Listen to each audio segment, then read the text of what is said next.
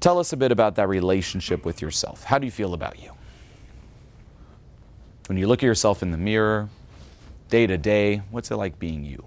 Feeling at home within yourself? Right now? In general, and right now. Well, right now I'm a little bit shaky. Take a few deep breaths and be with it. Because I'm seeing the shakiness and Yeah. it's coming up here too. I know this feeling. I've had it before too. The worst thing you can do when it happens is start judging, becoming aware and resisting. Like, oh no, are they seeing it? Just own it. Just be like, you know what? Yeah.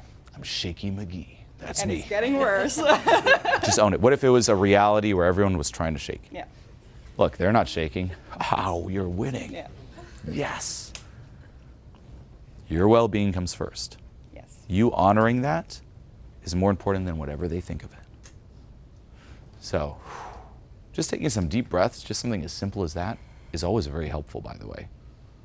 If you just put your alarm on 3 times a day and whenever it rang, like morning, noon, night, you just took some deep breaths, you'd be surprised at how much that would affect the quality of your life.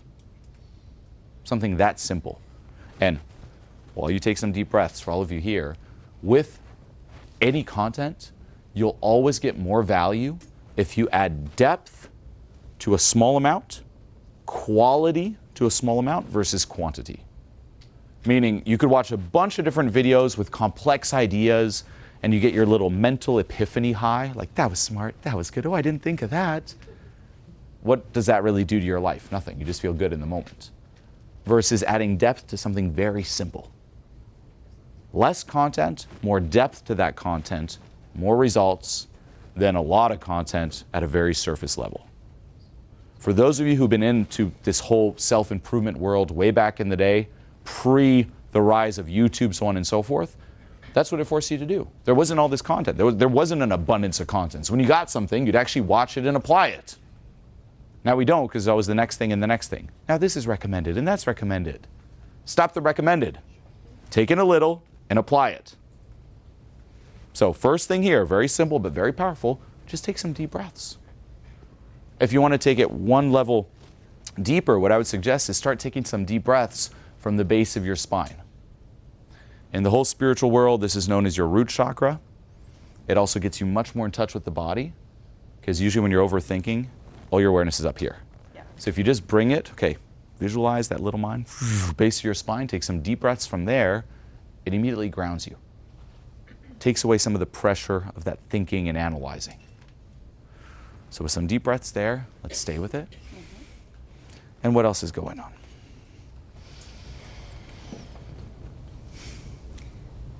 I think I'm a little bit annoyed that I do so much inner work and I see so much more value and worth in myself, and still there's that voice that's like, nah, you're not enough. Now, I'm going to ask you something counterintuitive.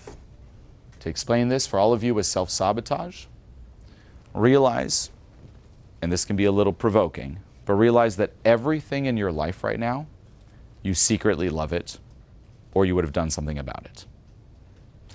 However, you're not always aware of the part of you that loves it, but you all do. So when it comes to self-sabotage, instead of trying to fight against it, it's much more beneficial to identify the part of you that loves it. So as an example, say you're really scared of what people think of you, deep down inside, but then consciously you're like, you know what, if people love me, then I won't have to worry so much. I want people to love me. But for people to love you, you got to put yourself out there. But if you put yourself out there, you could be judged. So you're going to actually hold back, even though consciously you want it, to avoid the deeper fear. The same with, hey, I want to be successful. Well, if a part of you believes that you're not responsible, look, I can't even clean my room, who am I? But you want to be successful, it goes against you. Like you can't handle the responsibility of, say, being successful, so you're going to self-sabotage. So self-sabotage is you always staying in alignment to different core beliefs, or staying congruent to your comfort zone. Get it? So what I would ask you is, yes, a part of you wants to, as you said, kind of live up to that potential, but another part of you doesn't. Why? Why is living up to your potential bad or scary?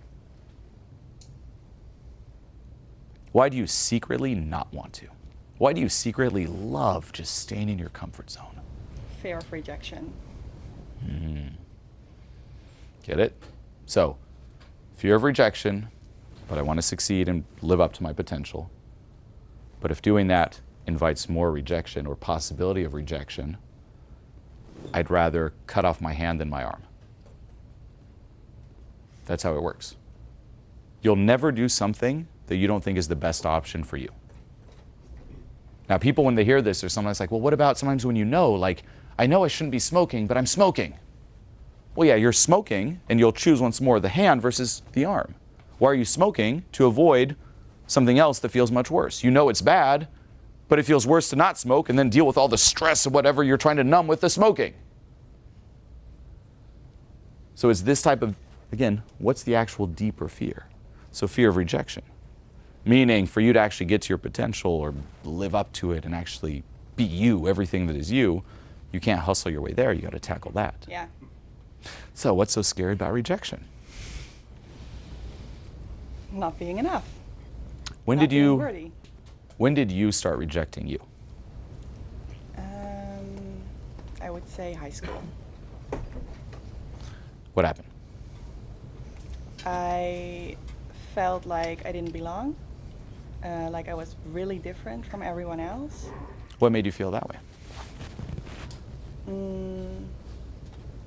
I was really introverted.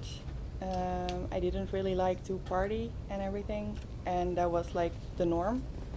And then my dad was like, yeah, I'm not sure if it's ever gonna be, if it's ever gonna work out for her. And that was like my, how do you say that? Confirmation of like, okay, this will probably never work out. Okay. Good awareness. Yeah. How did this idea that maybe it's not going to work out for me, maybe I'm a little different, then follow you in life? How is it, where has it resurfaced? Well, then I got diagnosed with social anxiety. So I was like, see, something is wrong with me. And that became my excuse for not having to like heal that or look that in the face. No, if something came up that made me scared, I was like, I don't have to do that. I have social anxiety. Okay. What does your mind say or your body say if I were to tell you there's nothing wrong with you, nothing broken in you? What does it say? Well, now I can believe it. Does every part of you believe it? Probably not.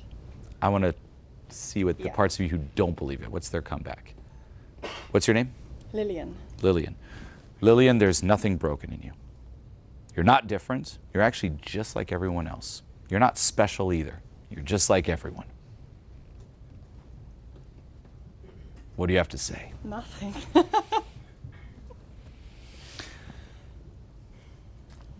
Look at the crowd and say, I'm not broken. I'm not broken. Mean it. I'm not broken. Are you sure? Yes. Okay. We're going to dive into some of this because there's the right answer and the real answer. Yeah. The right one is yes, you're not broken. Yeah. The real one is there's definitely a part of you that believes it. Yeah, probably. Yes. Yeah. And it's getting poked at, which is why the trembling's coming back. Yeah, please go ahead. We will. We Yeah. will. Now, for everyone here, I also like breaking down what I'm doing here, but key lesson is this. A lot of us have assumed, just in society, I'm not good enough, and then you live your life from that assumption. Things can get programmed into you. The same with, hey, you know what? I don't know if it's going to work out for her. Your dad's saying that. You're like, well, I don't know if it is. My dad's the person, one of the people in my life I've looked up to guide me, to take care of me. I've trusted him so far to navigate through life. Whoa, he has a lot of authority. I might accept this as true. Zip, programmed in. Now, once it's programmed in, what does it also do? It hijacks your RAS, your reticular activating system, your selective focus. Meaning now you're going to start filtering the world through, I'm a little different. I'm not someone who things may work out for. Now, what's that going to do? You're going to unconsciously start looking for proof. The same as someone who's scared, who's always looking for threats. Now, what if you find proof? Oh, reinforces it. The more it's reinforced, the more it hijacks your focus. And it becomes this self-fulfilling prophecy. You get entrenched in it. Then with self-help, and this is a big trap too, is you can get so sucked into this whole I need to improve, I need to be better, there's this to fix, that it reconfirms I'm broken. But as long as you keep trying to improve yourself from the assumption that I am broken, it will follow you forever. This whole work isn't I'm broken, how do I fix myself? This whole work is making you realize you were never broken. It was an illusion. And you need to let go of all the lies and conditioning that have convinced you that you're broken. Otherwise, it'll forever follow you. You don't need to improve yourself either. You're already improved. You don't need to become enough. You need to realize you already are enough. That's the whole work. Now with you, I'm going to ask you what I call shadow questions. Yes. Meaning, as we talked about, self-sabotage, you always get what you want, you're not aware of the part of you that wanted it. Well, you got to then learn how to communicate to that, to your shadow, to that world inside of you that's out of your awareness. With shadow questions, this is another key technique to bring things up into your awareness. Don't analyze the validity of the questions. Meaning, one shadow question example is, why do your parents hate you and why is it entirely your fault? What are you immediately thinking? Whoa, whoa, whoa. It's not her fault. I'm not saying it is. But when you hear something like that, you need to do an audit within yourself and say, I know this isn't true, but does a part of me perhaps believe it is? The same as if I were to ask you, why are you not good enough? What are y'all thinking? Whoa, she is. Yes, you are. But does it perhaps a part of you believe you're not? Learn how to communicate to that kind of negative inner world. If a part of you is like, yes, because of X, Y, Z, write that down. Now you can work on X, Y, Z. But if you're not willing to open yourself up to that, it'll forever be just out of your awareness, yet still active. Why are you not good enough? Because I'm not perfect. Why are you not perfect? What's missing in you?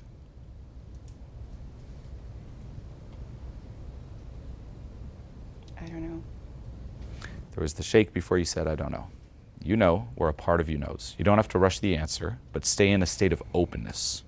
If you say, I don't know, that's resistance, because then you're like, I don't know, think of something else. Yeah. Versus, maybe I don't know now, but let's see. What do you hate most about you? Right now, the same as you, my body. What do you hate about your body? That I'm overweight. What else? What specifically? If a genie was there, it could only change one thing. What would you change? Legs. Okay. If you were to say, if I were to give you an assignment, you go home tonight, you go in front of the mirror, naked, and you look at yourself and say, I love my legs. Mm-hmm. Probably there's going to be cringe and resistance around it. And the shaking. And the shaking. Why? What would be the counter, the voice saying the opposite? Saying, that's not true. What would it say?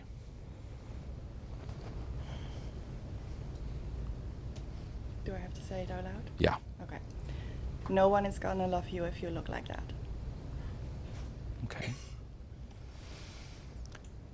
Now back to you. And great data. This is, for all of you, this kind of shadow question art. It's diving into the uncomfortable. It's not comfortable, but you can build on the data that sometimes comes up. So here's one, no one's going to love you if you look like that. Back to you. Why is no one going to love you? Ever. Is that true? No. Does a part of you believe it? If so, I want to hear the answer.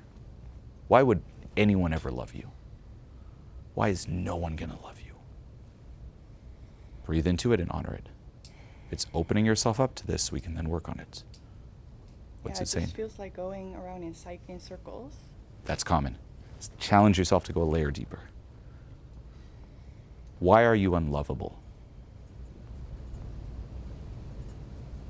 Well, the first thing is because I'm not good enough, but we already had that. That's good. That's good. 2 more. Not good enough. Or even build on it. Why?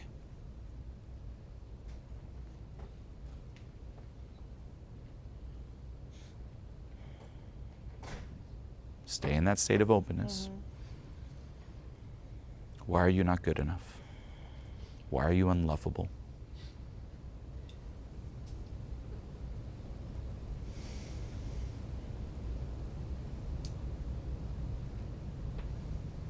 I think I feel like that because I never felt like I really belonged somewhere. Okay. Why are you not good enough for yourself?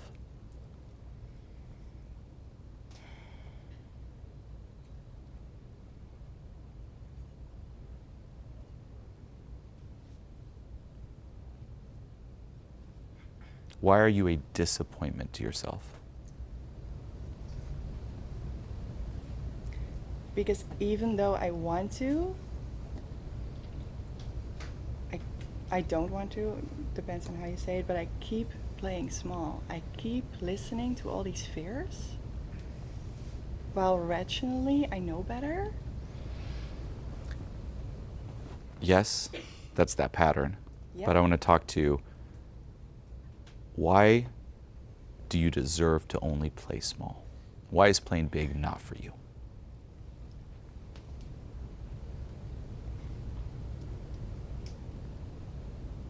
Apparently it's too scary. Okay. I'm sorry, Don't say sorry. Okay. This is very difficult. This takes Yeah. time. Right here, we're just doing a little bit in this moment we have, but this type of questioning for all of you, this is stuff you want to do on a daily basis, even over a long period of time. Hey, if there's something you've been stuffing down most of your life, you all think, hey, in a couple minutes, we're going to bring all that up? No. Now, sometimes, yes, there could be some good data, and there was, and you crushed this. But there are also times where, yes, it's going to take longer. Or times where you'll uncover some and you think that's the answer, and as you start processing it, boom, a deeper answer surfaces. So never self-attack. But we did notice how we started diving a little deep, and then it kind of went back to logically analyzing more so than answering. Yeah. That's resistance, but it's normal. Okay? Now, based upon this so far, a few things to take from it. 1, I would do this challenge at home. Yes. And same for you, naked in front of the mirror. All of you, I'd suggest doing this. Naked in front of the mirror and start by saying, I love you. And notice if there's any part of you that is not aligned with it. Don't try to BS yourself into saying it like, hey, I love you, whatever. It's like, just say, can I authentically, if you were on a lie detector test, look yourself in the mirror and say, I love you. Followed by, I love my body. And if a party's like, I love my, not really, and it feels like you're lying, those sensations you can start processing and let go of. Then I would do it with every single part of your body. Same with like, I love my legs, I love this. Every party's like, no, let go, let go, let go. That's simply the relationship with just how you look. Do this daily, mixed in with letting go meditations, you'll be surprised.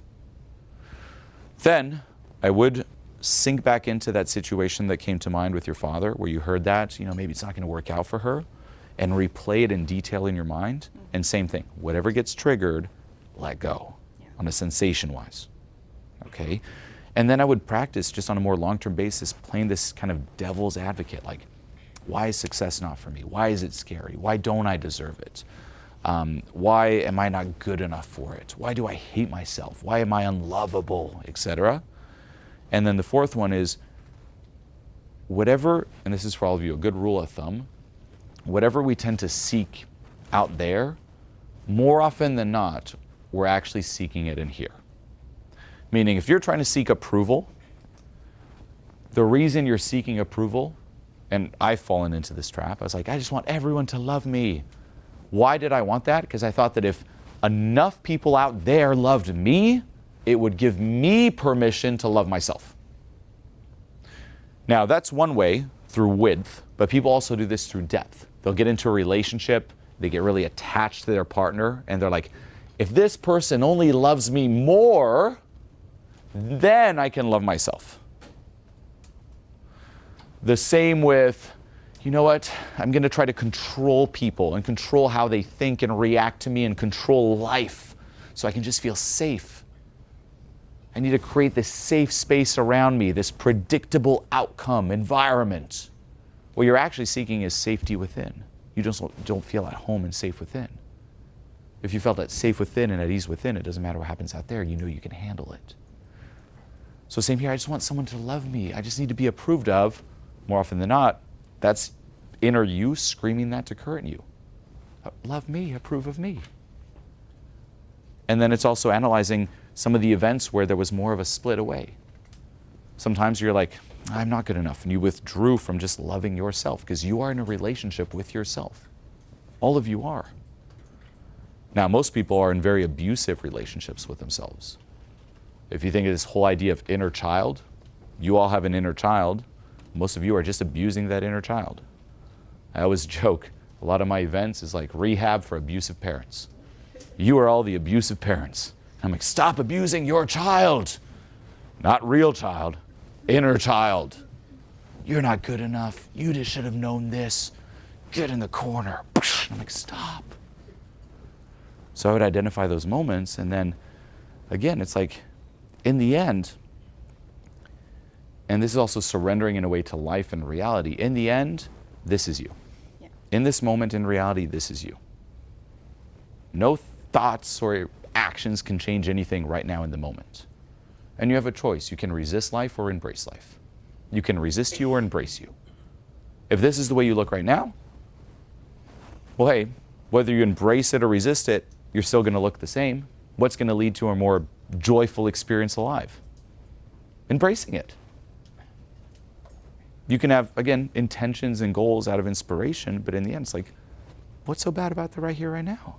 What's so bad about you right here, right now? Nothing. Nothing at all. And then it's also, this is more on the external, but a great mindset shift or technique.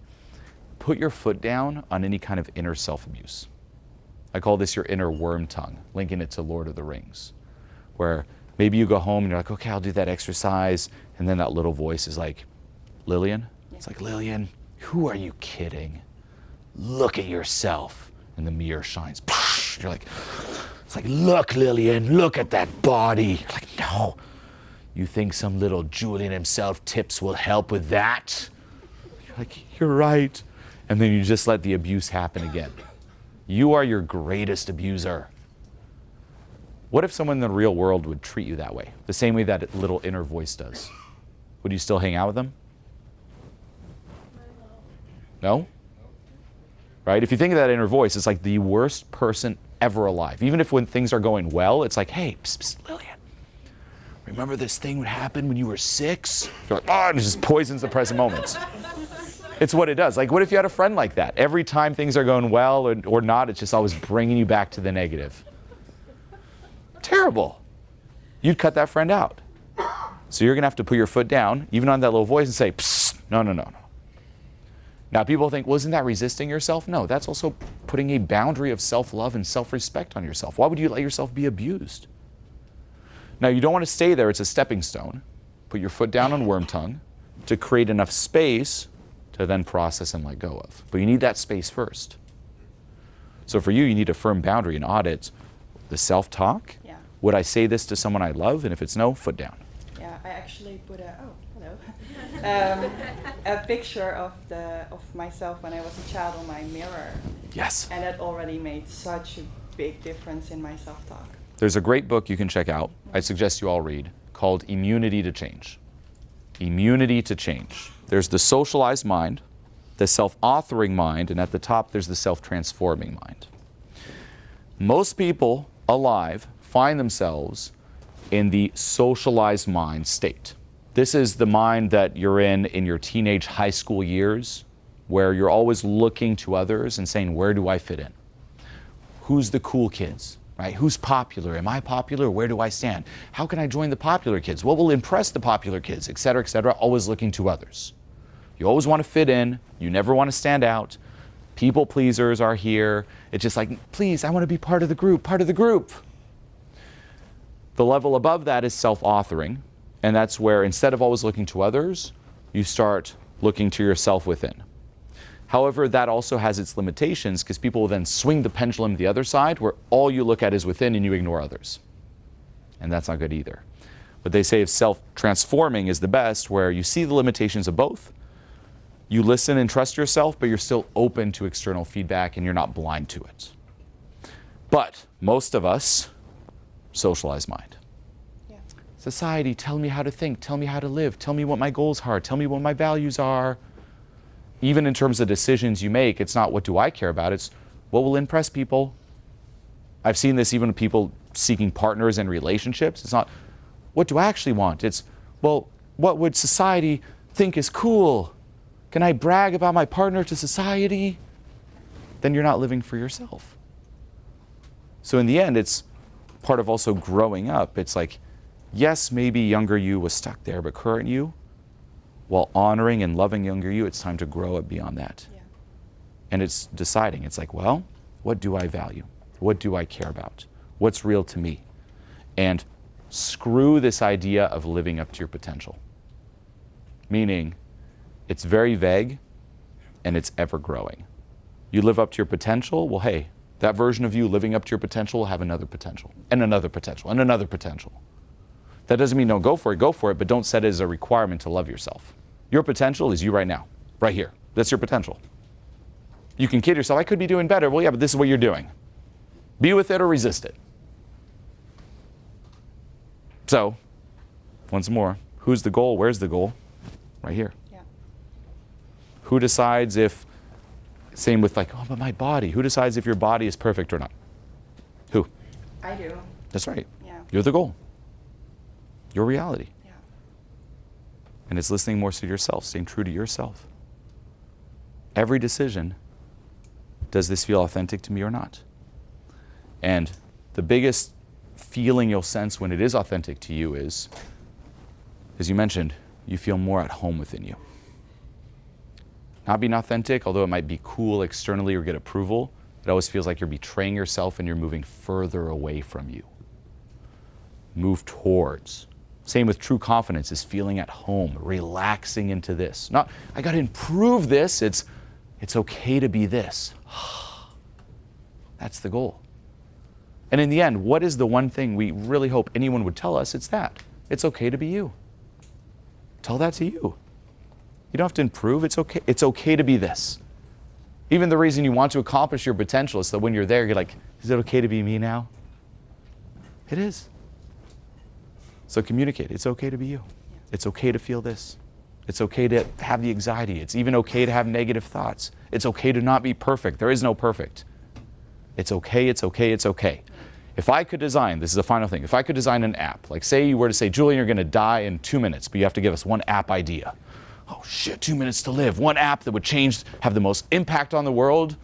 I would literally create an app where you could like program it in like your, Apple Watch, and it's like a little hologram of me. And it just pops up every 10, 20 seconds throughout the day. And it's me popping up and saying, shh, it's okay. That's it, that's it.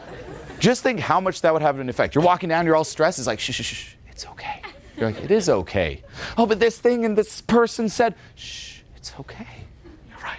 Just that constant reminder, it's okay. Game changer. So, shh, it's okay to be you. It's okay, it's okay, it's okay. And don't let anyone convince you. There's gonna be forces out there, social media, same thing. No, it's not. It is. Okay? Yes. Any final words? I'm glad you picked me. Even if it's just to experience standing here with like everyone watching. Well, one last question. Who here did this specific example speak to? Raise your hand. Like who just really connected? Look at that. Hey. And that's, well, yeah, give her a hand. Come on, people.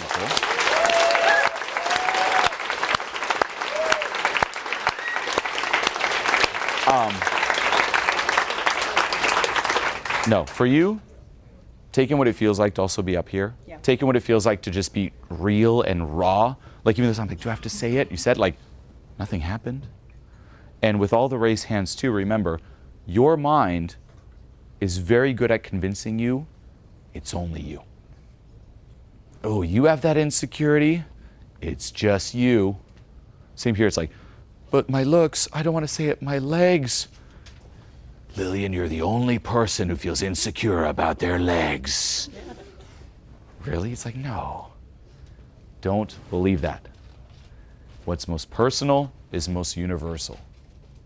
For real. This is something I learned after all the years of coaching. When I first started coaching, is I see the behind the scenes of people. Let this land. My unfair advantage that I have that you don't have is I see people for who they are, due to my profession, due to my job. So what does that mean? If you look around the room right here, you're not seeing people for who they are. You're seeing the masks and the fronts. Like even myself here, I'm not seeing you for who you are. If I'm looking, I'm like, oh, nice mask, nice front. Oh, cool. Good mask, good front. But when I start coaching people and I see the behind the scenes and they tell me what's really going on, then I see the real them. Here we get to a bit of that too, where it's like you could be sitting in the crowd, you're like, bring you up, it's like, okay, great. And we start going deeper and more realness comes out. Well, the more people you talk to and the more realness you see behind the fronts, the more you realize like, wow, we are all messed up. That's the biggest one. You're like, whoa, people are messed up. We are all so messed up. And the biggest thing, which is crazy, and I don't know why we all keep doing it, the biggest thing that's really blocking us is that we're all pretending we aren't. Can you imagine if everyone's like, you know what, just drop the fronts, here's what's going on with me. Oh, you too, oh, me, oh, whoa. We'd all connect way more. But what we're all doing is we all have the same insecurities, but we're all gonna pretend we don't. Hi, and then it's fake meets fake meets fake meets fake. And then it keeps telling you, maybe I'm just the only one. Look, everyone else has it so well. And they're thinking the same thing. Maybe I'm just the only one. Everyone else has it so well. We all have it. And funny enough, in those insecurities and those things you might not like, where you think it's just you, you can actually find a greater sense of unity knowing that other people are thinking the same thing and you're not actually alone. And things you go through are not always pleasant, but knowing that you're not alone going through them is very empowering. Like if you had the choice, hey, go do this thing that's not fun, and it's only you doing it. Hey, go do this thing that's not fun, but just know that at the same time as you're doing it, 100 people around the world are also doing it. It'll impact your experience greatly. So you're not alone. What's most personal is most universal. And then also know that, hey, here's what's interesting. That voice said, never say this, hide this, be cool, put on the front. By you being real and just, here's what's up, it actually spoke and inspired people. The front would have not inspired anyone. Yeah. Authenticity resonates. Cheesy as it sounds, authenticity is all. That's it. It's what we're all after. It's a breath of fresh air. Even if your authenticity is being negative, it's real. Who wants fake positivity? We're all craving realness. So congrats, respect, and give her a hand. Come on. Thank you. Love the shirt also. Oh, absolutely amazing.